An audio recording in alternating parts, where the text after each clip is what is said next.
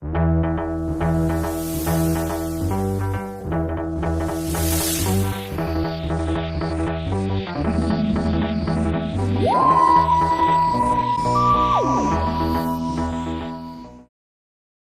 the way that 60s TV worked, there isn't much distinction between series, with series breaks just being a few weeks holidays the actors got between their 40-odd episode seasons, so the only real distinction between the Reign of Terror and the Planet of Giants is a few weeks. By the time the second season of Doctor Who came around, it's clear that the show's success had pulled them away from the educational intention of the show, and it's now just a family sci-fi adventure series.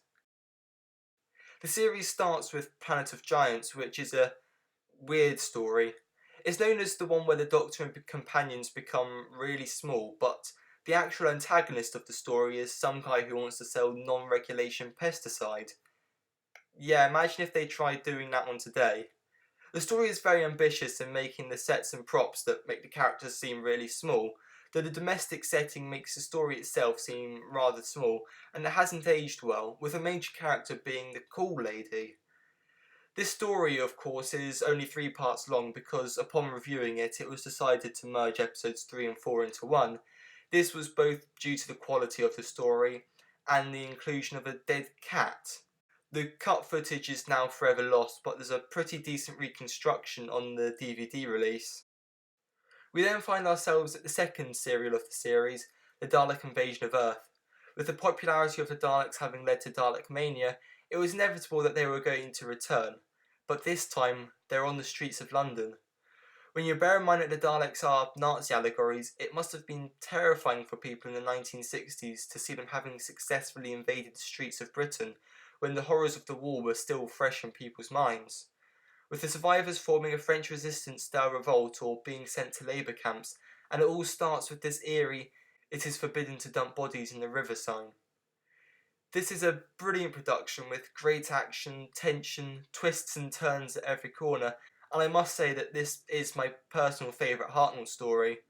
The performances in this one are, of course, brilliant, but I can't go without saying that the tear-jerking goodbye to Susan at the end of the episode is one of the most powerful bits of acting that any Doctor has done, and adds on an unexpected emotional climax to the story. One day, I shall come back.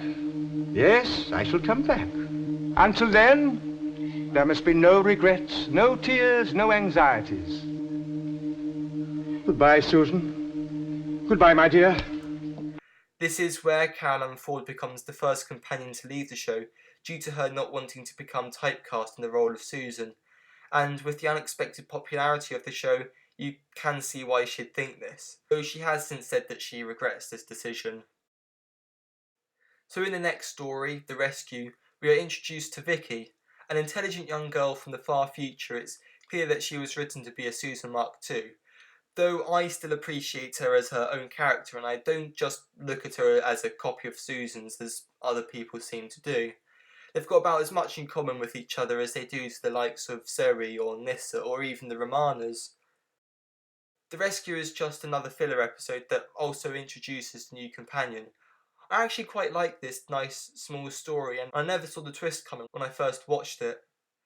Again, it's quite small scale and is pretty much always watched alongside the following serial, The Romans. The Romans takes the historical aspect of the show and instead throws historical accuracy out of the window and makes a comedy, which is really quite good. There's too many storylines for me to go into, but the portrayal of Nero is great and this is a pretty fun story. Then is The Web Planet. This is one where they again do an ambitious story with lots of aliens and an alien planet, but the technology just isn't there. They put Vaseline onto the lens for some reason and the Zarbi actors clearly can't see what they're doing, with one running into the camera at one point. Once the intended spectacle is gone, the story that's left is just 6 episodes of boredom. This story was supposed to be the large-scale and highly marketed story of the season, and as such it stayed in the memories of people for many years. It is just unfortunate that it didn't work and is now looked back on as a failure. Though you must commend the amount of ambition that went into making this one. It is then followed by the historical The Crusade. Despite being the only story from season 2 to have missing episodes, due to the number of characters and sets, it would be very difficult to animate this one, so we can only hope that one day it is. The story is fairly interesting, with Rich the Lionheart and Ian becoming a knight, though there is of course the use of blackface. It's still a fairly decent story. Then there's the Space Museum, which has a great and original opening episode, and then a generic and uninspired 3 following episodes. It's a decent story, but the first ideas behind it, something going wrong, so they arrive after they get there. I think that best describes it. Yes, my dear. And we've arrived. Could have been handled much better. The main story isn't all that bad, it just doesn't really do anything original, and it's a bit problematic for the story that the most memorable part of it is that Dalek cameo. But that then sets up the following story, The Chase. Again, a Terry Nation story which has a long adventure approach to it, but it is clear now that the Daleks have become so popular that they had fallen into self-parody and are played for laughs a lot in this story. They have now developed their own TARDIS and are following the Doctor and companions across space and time. Oh, and they've made their own Doctor robot. The Daleks get defeated by Dracula and being pushed off the Mary Celeste. Yeah, they threw everything in the kitchen sink into this one. The mechanoids don't create the sense that they are able to match the Daleks, they just do. This story introduces Stephen, an underrated companion in my opinion, and sees the departure of Ian and Barbara back to London 1965. Leaving the Doctor as the only one of the original cast still in the show, making the revolving door nature that the show is so well known for now become clear as the template for the show's future. There is of course then the final story of the season, the Time Meddler, the first time we see one of the Doctor's own species other than him or Susan.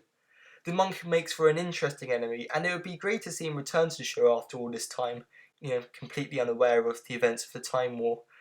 This makes clear why later we find that the Time Lords have made time meddling illegal as well. This is a very fun pseudo-historical, and Peter Butterworth gives a great performance as the monk, and has great chemistry with Hartnell. I'm very glad that this story was recovered in the 80s because it is one that may not have got the appreciation it deserves, and frankly still doesn't. It's an underrated classic in my opinion, and should receive more recognition. So there are ways that Season 2 is better than Season 1, and ways that Season 1 is better than Season 2. There's a slight bit more charm to Season 1, whereas 2 has more budget thrown at it and can deliver larger scale stories. I couldn't say whether I prefer one or the other, as they both still have that amazing level of hard work and dedication to them, and this is shown by the amount of ambition that they tried for with this season, in order to keep it as popular as it is, and allow it to continue into Seasons 3 and beyond.